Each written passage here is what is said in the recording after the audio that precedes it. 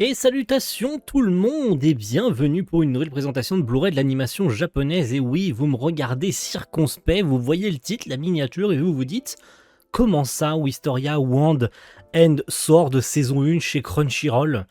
Eh bien oui, d'après le calendrier, et je remercie d'ailleurs, même s'il passera pas par là, mais remercions les bonnes personnes de toute façon, l'une des personnes sur le Discord de la communauté Blu-ray qui a mis en message Wistoria, c'est disponible sur Anime Store, vous pouvez l'acheter dès maintenant et tout. Il y avait bien et bien marqué article disponible, hein, pas article en précommande. Hein. Donc, par curiosité, j'ai passé commande et le lendemain c'était expédié. Voilà, donc aujourd'hui, Wistoria, Wand and Sword, saison 1.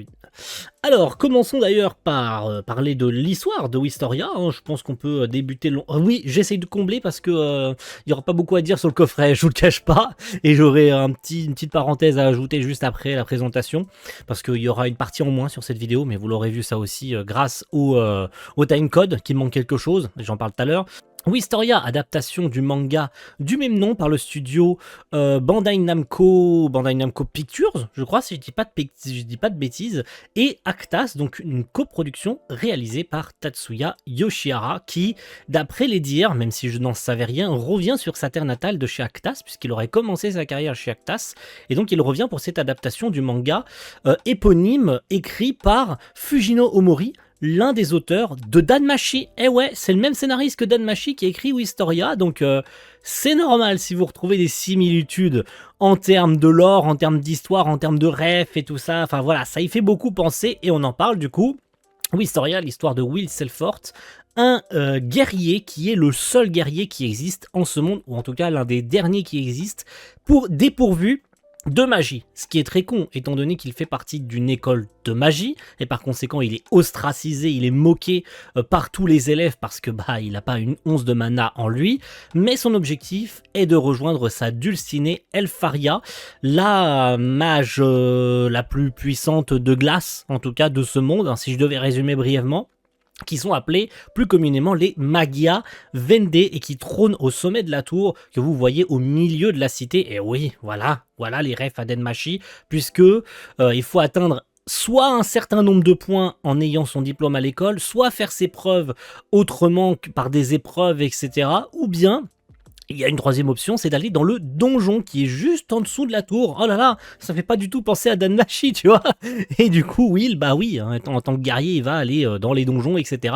Bref, vous avez les classico-classiques harceleurs qui sont accompagnés par leur trou du cul de servant, là, où t'as les persos bas les couilles.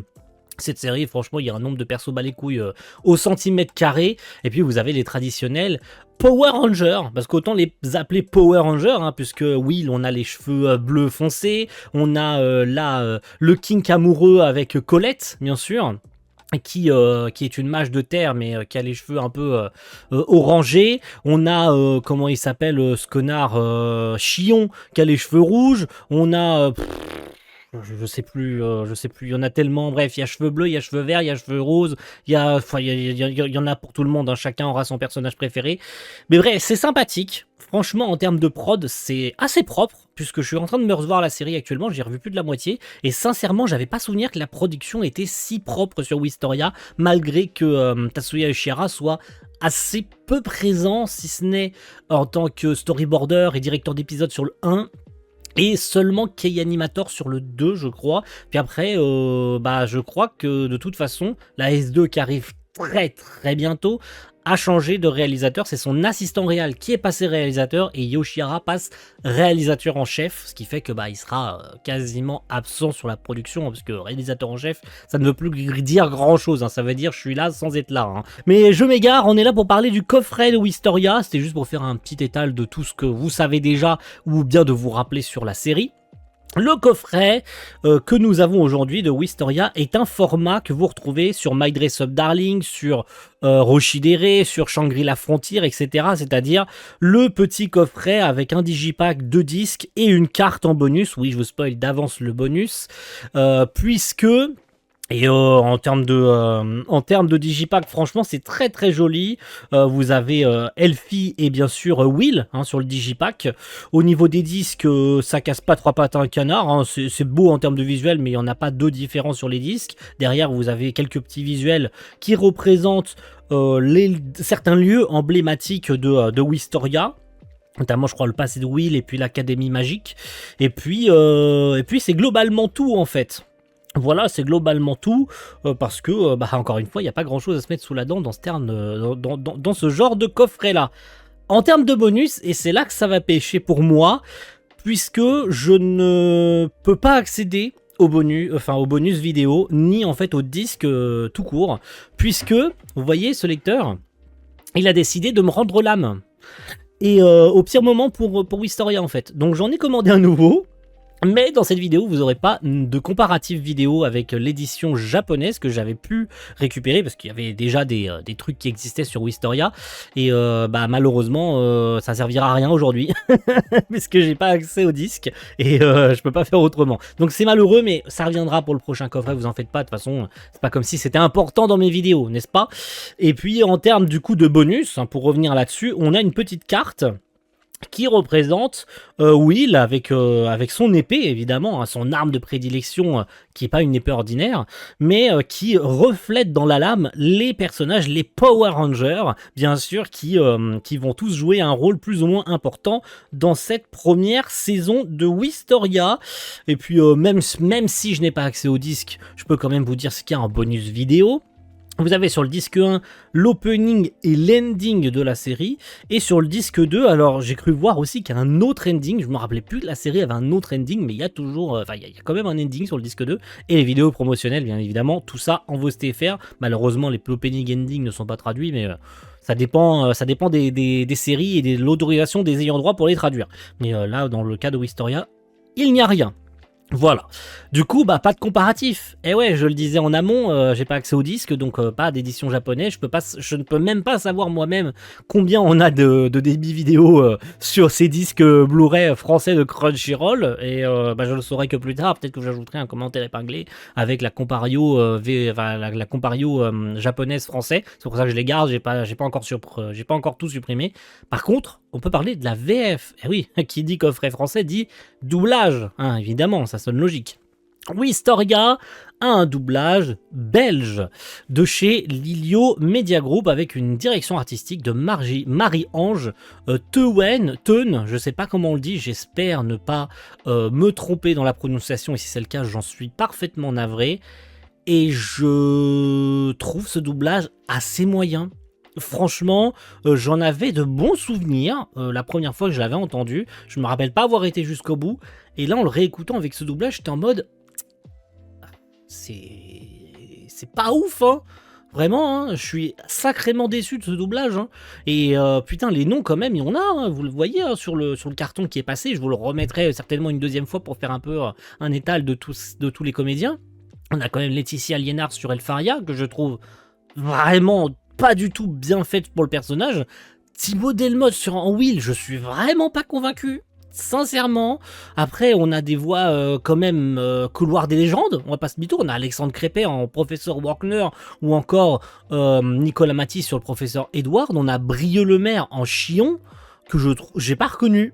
J'ai pas reconnu tout de suite, très sincèrement.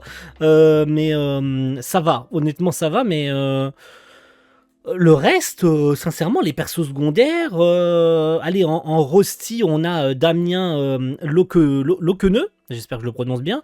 Par exemple, je suis désolé, Aurélie Castin sur Colette. Waouh, ça va pas du tout. Erreur de casting, hein. Vraiment erreur de casting sur ce personnage. Hein. J'en avais de bons souvenirs. Vous allez voir là dans le passage suivant que je vais vous montrer là, que j'ai décidé de vous montrer en petit extrait. Franchement, je suis très très dubitatif sur ce doublage. C'est pas la série du siècle. Le doublage fera largement le cas pour ceux qui veulent pas découvrir en VO et tout. Et je m'ajouterai aussi un petit quelque chose. C'est un terme utilisé dans la série qui est différent dans la VO, c'est-à-dire dans les sous-titres, hein, bien sûr, je précise, et dans la VF. Dans les sous-titres, il est marqué magérien. Pourquoi pas? Moi j'aime bien le terme magérien, qui veut bien dire, c'est ce que ça veut dire bien sûr, hein, c'est-à-dire qu'il a pas de magie, hein, donc un magicien sans magie, hein, donc un étudiant en magie sans magie. Tu vois, un petit surnom bien clinquant qui veut bien souligner que c'est une merde, voilà. Et dans la dans la VF, pardon, lapsus révélateur, ils ont utilisé un autre terme. Pourquoi? Ils ont utilisé le terme mage-broc, que je trouve pas du tout adapté. Alors mage-broc, on reconnaît bien sûr, si on connaît le contexte de la série, ce que ça veut dire. Un mage broc, donc broken, qui veut dire cassé, donc un mage cassé, en fait. Donc un magicien sans magie. Mais pourquoi ne pas avoir utilisé le même terme? L'adaptateur, il a bien dû lire, c'est-à-dire Emmanuel Pétini. Emmanuel Pétini, qu'on connaît depuis des années en adaptateur. Pourquoi ne pas avoir utilisé magirien? Ça collait tout aussi bien magirien que Mashbrock. Je trouve qu'en VF, ça ne colle pas, en fait, le terme de Mashbrock. Je trouve que ça va pas du tout. En tout cas, moi, là, je m'arrêterai sur ça. Voici un petit extrait, malgré tout, pour vous faire un petit avis sur cette VF de Wistoria. N'y prête pas attention. Monsieur Edward va trop loin. Il ne perd jamais une occasion de te tourner en ridicule. C'est rien, Colette. Et puis, dire que je ne peux pas utiliser la magie, ce n'est que la vérité. Mais Will... Et en plus, comme ça, il y a des filles super mignonnes comme toi qui s'inquiètent pour moi. Je trouve que j'ai plutôt de la chance. Qu'est-ce qui te prend de me sortir ça? C'est toujours pareil, tu as l'air sage, on se méfie pas et c'est là que tu joues les charmeurs. Qu'est-ce que t'as derrière la tête? Je te préviens, la flatterie ne t'amènera à rien. Et puis d'abord, j'espère que tu joues pas les jolis cœurs avec tout le monde au moins. Oh, pardon, je voulais pas te gêner. On m'a toujours dit de complimenter les filles depuis mon enfance. Mais de toute façon, objectivement, c'est vrai quoi, t'es plutôt mignonne. Je n'ai dit que la vérité sans me forcer ou chercher à obtenir quoi que ce soit. Ne dis plus rien, pas un mot de plus. Mince, il a réussi à me déstabiliser. Ce n'est pas digne de la famille Loire. Même si notre nom a perdu de sa superbe, j'ai un standing à tenir. Hein? Qu'est-ce qui se passe, Will? Et puis du coup, on va pouvoir boucler, messieurs, dames. Je vais pouvoir vous faire un petit étal de ce qui va sortir parce que, oh là là là là, il y a des trucs qui vont sortir. Oh, vous êtes pas prêts, les mecs. Remontons un petit peu. Vous aurez fin avril Spy Family saison 2 chez Crunchyroll. On en parlera parce qu'il y a eu quand même des changements entre la saison 1 et la saison 2 en termes de choix édito et tout, même si le coffret il a vraiment pas l'air ouf, mais il y aura je pense quelques petits trucs à dire, notamment vous savez sur les fameux posters là, sur la saison 1 et tout, apparemment il n'y a plus ça dans la saison 2, donc on en reparlera quand ça sortira, même si je pense que niveau qualité et tout, ça sera dans la continuité de la S1, il n'y a aucune raison que ce soit le cas. On aura Summer Wars en édition Deluxe 4K Ultra HD chez All the Anime, qui devra arriver s'il n'est pas reporté. Après ça, on aura Blue Exorcist Beyond the Snow Saga, qui on vous rappelle, c'est une saison en fait découpée en deux parties. Vous avez Beyond the Snow et derrière vous avez Blue Knight Saga. Pour l'instant, c'est Beyond the Snow qui arrive, puis on aura l'autre plus tard. Du coup, Wistoria qui devait sortir le 19 mai, c'est là. Voilà. Après, on aura Solo Leveling saison 2 avec l'édition exclusive Cultura, j'ai décidé de vous faire. Il n'y aura pas 50 000 changements, je crois qu'il y a 3 cartes. Voilà, mais on en reparlera le moment venu, je tape dans le micro, excusez-moi. Après, on aura beaucoup plus tard Nagatoro saison 2. Après, encore beaucoup plus tard, Shangri-La Frontière saison 2, édition intégrale. Voilà.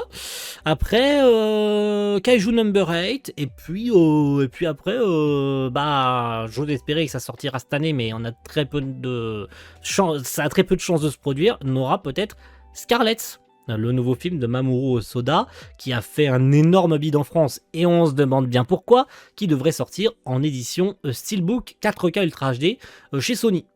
Voilà, pas chez Crunchyroll, vous avez bien entendu, chez Sony. Voilà, mais on en reparlera le moment venu. En tout cas, rendez-vous très vite pour un nouveau coffret. Ce ne sera pas avant un moment. Et je vous ai pas parlé d'Evangelion, mais je tairai Evangelion parce que il n'y a plus grand chose à dire. Merci à tous et à la prochaine. Ciao.